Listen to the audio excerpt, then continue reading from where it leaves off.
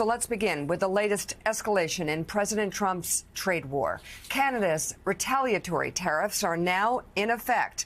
The country has imposed 25% tariffs on $21 billion of U.S. goods. It includes taxes on steel and aluminum, as well as computers, sports equipment, and cast iron products. The new Canadian duties are on top of the 25% counter tariffs that were added to $30 billion worth of U.S. goods on March 4th. Those were in response to tariffs that President Trump eventually pulled back after a severe stock market sell-off 2 days later. The European Union has already announced retaliatory measures set to take effect on April 1st. President Trump was pressed yesterday on his inconsistent approach to these tariffs. There's been a lot of on and off, some inconsistency. There's no inconsistency, only with NBC, which is one of the worst networks on television, by the way. Let me just tell you the inconsistency. I have the right to adjust. And I was called by the automakers as an example, General Motors, Ford, etc., the big three, the big four, and they asked me to do them a favor. Could I delay it for a period of 4 weeks so that they're not driven into a little bit of a disaster for them? They actually love what I'm doing, but they had a problem. And I'm not like a block that just, I won't delay it. It's called flexibility. It's not called inconsistency. It's called flexibility.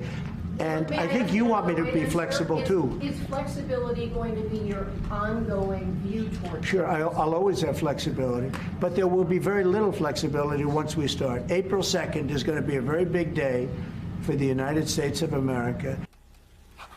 All right, Jonathan Lemire, what are you hearing from inside the White House? The president saying he has the right to adjust if someone picks up the phone and gives him a call and he does a favor for them.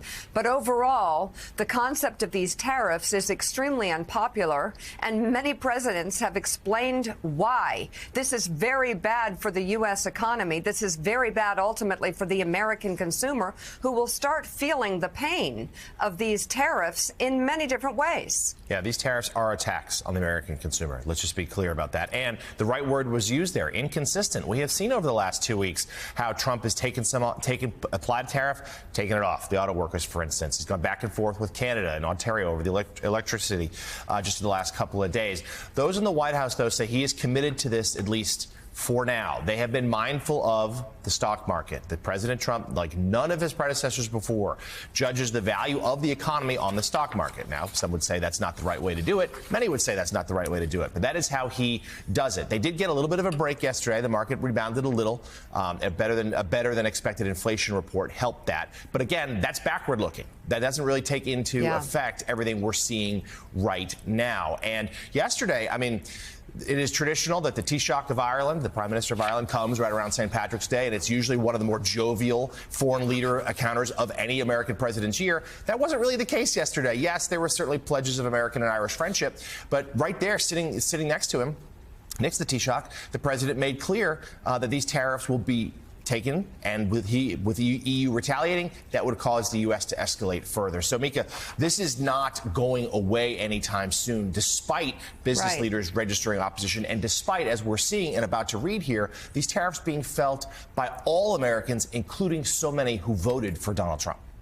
And, Jonathan, just on the politics of this, there's been a lot in the first few weeks of the presidency of Joe Biden's name being brought up, a way of sort of blaming anything from plane crashes to whatever on Biden's horrific economy, which many would argue was a very strong economy that he left for President Trump to work with. But these tariffs, these sit squarely on President Trump. This is a Trump-branded policy. And I think, isn't it clear at this point, most Americans know that Trump became president and he came to town with these tariffs? Yeah, the tariffs are branded Donald Trump. This has nothing to do with President Biden. And to your point, let's be clear. He did inherit, by most metrics, a strong economy. Yes, were prices high? Yes, prices were high. Inflation cooling, but still higher than people would like. But for the most part, the fundamentals of the American economy were strong. The market was roaring. These were most Americans, not all, but most Americans were feeling benefits. And Trump, during the campaign, made the argument that they weren't. He convinced enough Americans that he was right to earn their votes. But now what we've seen since the destabilization of the American economy, that is on Donald Trump, no matter what he might claim. Others tend to agree. The Wall Street Journal editorial board has been sounding the alarm for weeks.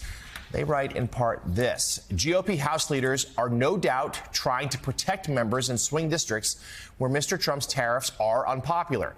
But most Americans understand that tariffs are a tax on consumers and businesses. Beyond the MAGA echo chamber, Mr. Trump's tariffs are unpopular. But businesses don't want to challenge them in court because they're afraid of retaliation, nor do Democratic state attorneys general.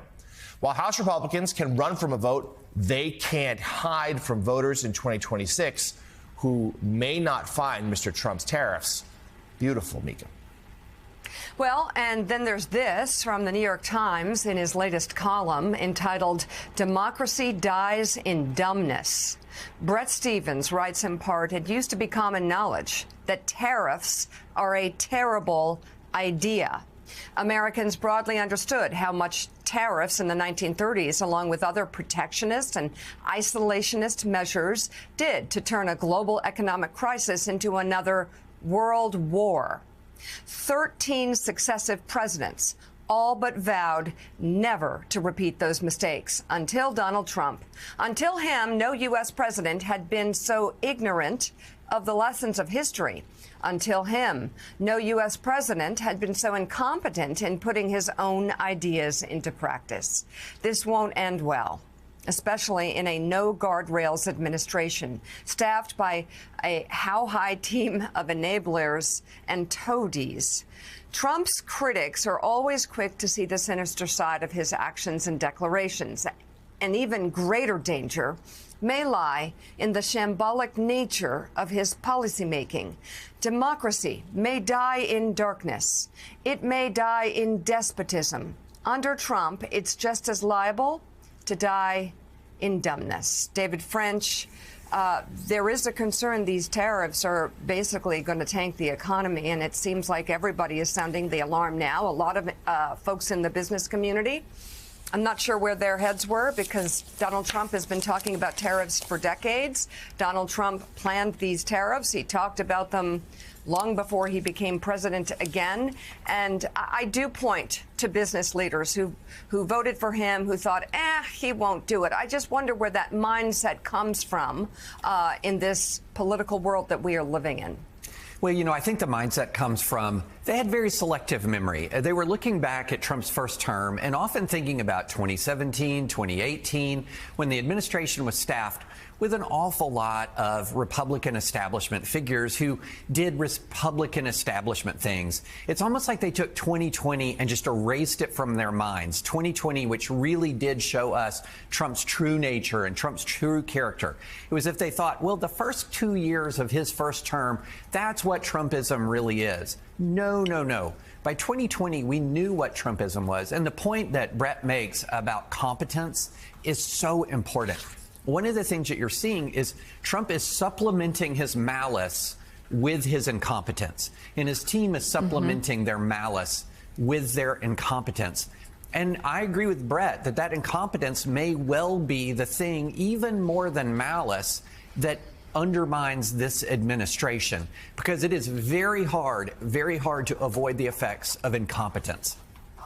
Right. So, Richard Haass, I'm quoting, obviously, the critics here, calling these tariffs dumb. We've seen business experts use a different word, insanity, literally insanity. I'm just wondering if you could explain how this could pour over into our foreign policy, specifically our national security.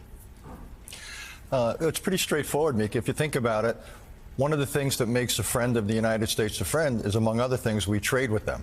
So most of our trade is not with our enemies. We have, export controls and so forth that limit it, or sanctions. So we do most of our trade with friends. So when the United States unilaterally introduces tariffs, it penalizes our friends. In this case, Canada, Mexico, the EU, and others. And foreign policy is not, how would I put it? You can't compartmentalize it. You can't say we're going to introduce tariffs against you on a Thursday, and by the way, we're going to cooperate with you in other areas on Friday. It doesn't work with it. It doesn't work that way. So what and it's part also of a larger phenomenon, whether it's with Ukraine or with the EU, with the European members of NATO, that what we're seeing is essentially the United States distancing itself from its friends, to some extent cozying up with its adversaries in Russia. So if you add up the economic warfare, and this is what this is, quite honestly, particularly against Canada, this is an economic war of choice this president has initiated. Let's just call it what it is. And the idea this is not going to have knock-on effects to the overall relationship, of course it will. I mean, yes, and there